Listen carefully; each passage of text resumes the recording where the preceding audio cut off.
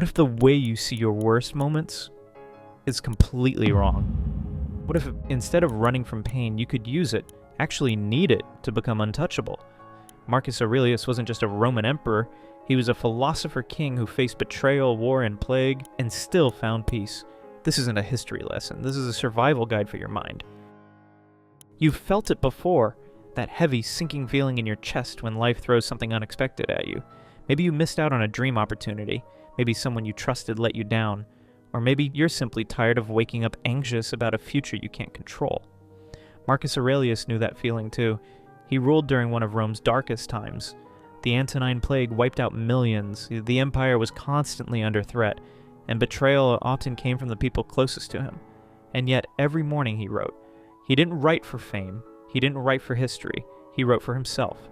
To survive, to stay sane, to remain grounded in a world that felt like it was on fire. In this video, we go deep into the life and mind of Marcus Aurelius. We'll unravel the core ideas behind Stoicism, not as abstract philosophy, but as a toolkit for everyday life. You'll learn why suffering isn't your enemy, but your greatest teacher. How Marcus trained his mind to stay calm in chaos. And how you can apply the same wisdom to your own struggles today. Let's start with a story. Before he became the ruler of Rome, Marcus was just a quiet boy with a deep love for reading. He wasn't raised in battlefields or palaces, he was raised by philosophers. From a young age, he was handed books by Epictetus, Seneca, and other Stoics. They didn't teach him how to conquer nations, they taught him how to conquer himself. Imagine a teenager, burdened with responsibility, reading things like, "Don't seek for everything to happen as you wish it would, but rather wish that everything happens as it actually will, then your life will flow well."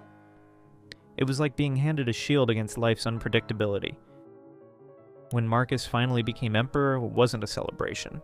His reign started with war, then a deadly plague, then betrayals from his most trusted generals. Most people would have broken down, but Marcus, he leaned harder into his Stoic practice. Every night he wrote in his journal, "Begin each day by telling yourself, 'Today I shall meet with interference, ingratitude, insolence, disloyalty, ill will, and selfishness.'" But he didn't write this with resentment. He wrote it with clarity. He was preparing his mind to expect hardship and remain undisturbed.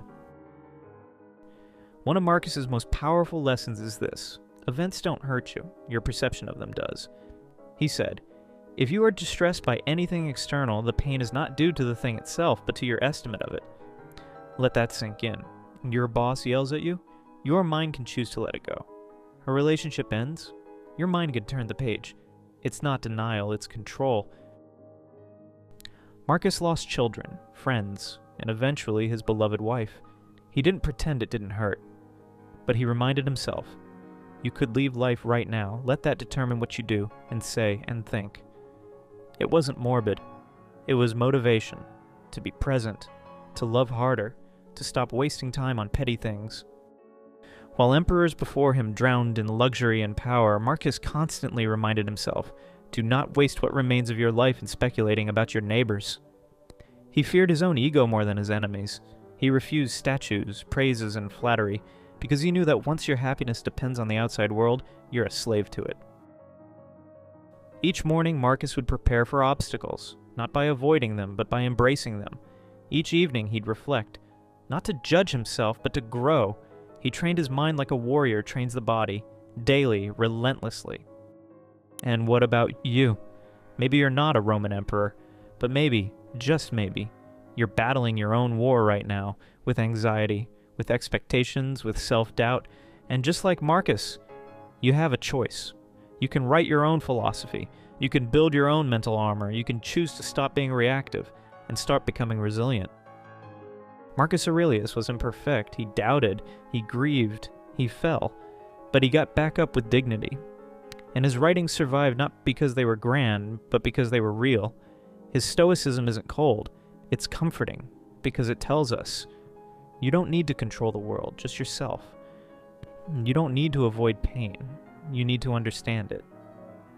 And you don't need to be fearless, you need to keep going despite the fear. If this story moved you, don't let it end here. Subscribe for more deep dives into life-changing philosophies. Drop a comment sharing your favorite Stoic quote or lesson.